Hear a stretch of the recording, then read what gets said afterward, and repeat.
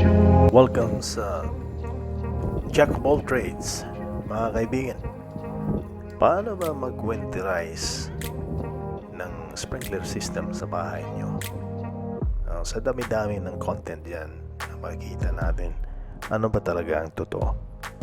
So, in today's episode, papakita ko kung paano ko ginawa first time ever yung pag-winterize ko. In other words, yung pag-blowout ko ng sprinkler system ko in preparation sa upcoming na winter. Yung mga kaibigan, samahan niyo ko. Here we go.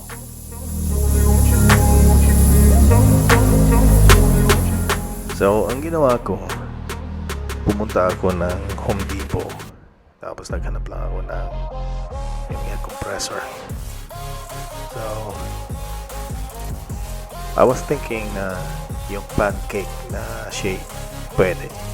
Kaya lang nakita ko doon na merong lifetime warranty sa service and parts. So I thought na ito yung pwedeng bilhin ko para kung masira man, then we can do something. Tapos sabi nung sales clerk, pumunta ka ng Princess Auto doon sa may ibang bayan. So I did, and saka nakita ko tong hose na yan. Ito. Yan. Hindi siya mahaba. Maliit lang siya, eksakto doon sa faucet ko, sa system ko. So, kung titignan nyo, ito yung air compressor na nabili ko. Ang pangalan, legit for life, free service, free parts for life. Wow. At saka eksakto Black Friday, so medyo mura siya, 60% off. Ang nabili ko sa Home Depot. Ito yung air compressor. First time ko talaga, guys, dito sa labas ng ibang bansa na mag-winterize. Kasi kung titignan mo dito sa Canada, pag winterize lang ng sprinkler system mo, $100 na ang charge doon. Kaya I was trying na baka pwede kong gawin to. So, isa sa naisip ko, what if bilhin ko to 60% discount, tapos ibalik ko after use. So, isa yun sa mga pwede mong gawin kung bago ka lang sa Canada. Na makatipid ka. Kasi every product na mabili mo, 90 days yung warranty na pwede mo siyang ibalik talaga. Kaya lang, dito sa experience ko first time, merong nangyari. Kaya abangan nyo. Kasi parang nakakahiya. But this is the truth. Ito yung nangyari.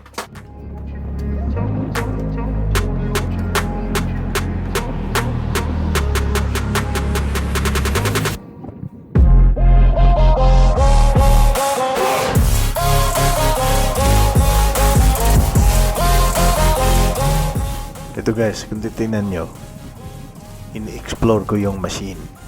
Wala talaga akong alam dito. Di ko alam kung saan ko ipapasok kasi confusing yung nakikita ko lang sa YouTube. Ngayon yun. Sabi ko, ano kaya to? So yun. Saan kaya yung switch dito para mag-turn on siya, mag-turn off? So yun.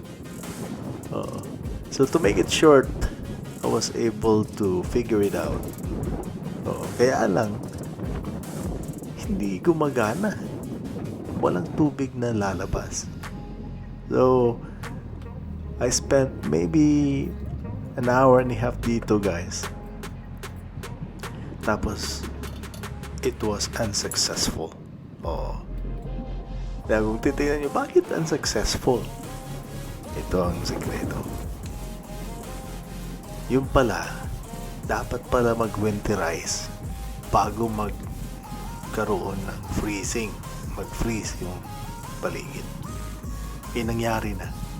So, ang nangyari, na-frozen yung tubig sa ilalim. Oo. Kaya hindi ko siya ma-blow out. Oo. Kaya ngayon, naghintay ako ng another day. Yun ang nangyari, mga kaibigan. Pabalik-balik talaga ako. Kung ano kayang nangyari dito? Hindi talaga mag-turn on. Oo. So, yun, no? Kaya, guys, part ito sa learning experience bago ka maging jack of all trades is to really, really do it. Yun. So, from work, sabi ko, I will try it again. Kasi medyo maganda yung panahon, from negative to nagiging 6 degrees outside. So, sabi ko, try nga natin work. So, ngayon, I connected everything. Ito yung nangyari. Yan.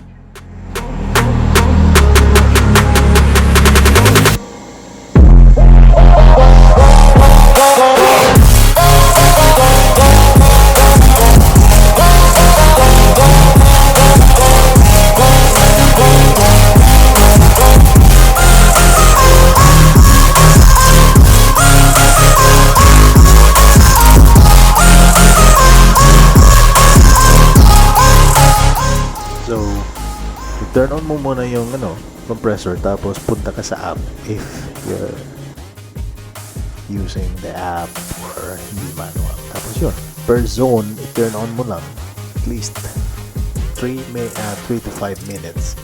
Saka ito yung nangyayari, push ng compressor, air compressor, yung mga tubig na natira dun sa hose o sa sprinkler system natin. At as you can see, kung ano yung pinakamalayo, last na makikita mo na tapos next zone sa harap, ito yung itsura sa harap. Tingnan nyo, talagang maganda tingnan. Tapos doon sa loob, sa likod.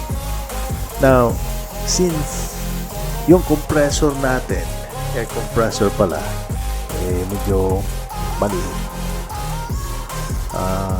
kailangan natin ibalik-balik siguro 3 times per zone yung ginawa ko para lahat ng tubig talagang mauubos.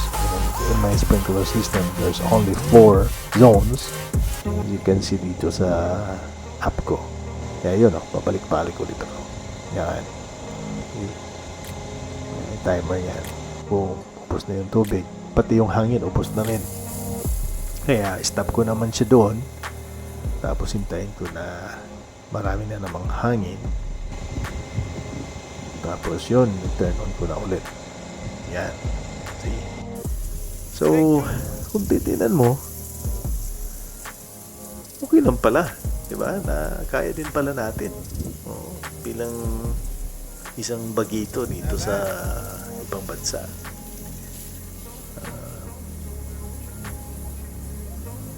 So, pasok na pasok itong video na to sa jack of all trades natin na channel. Kaya mga guys, if you haven't subscribed yet, please do subscribe our channel, Jack of All Trades or Jacko TV, para naman updated kayo sa mga susunod na mga upload natin.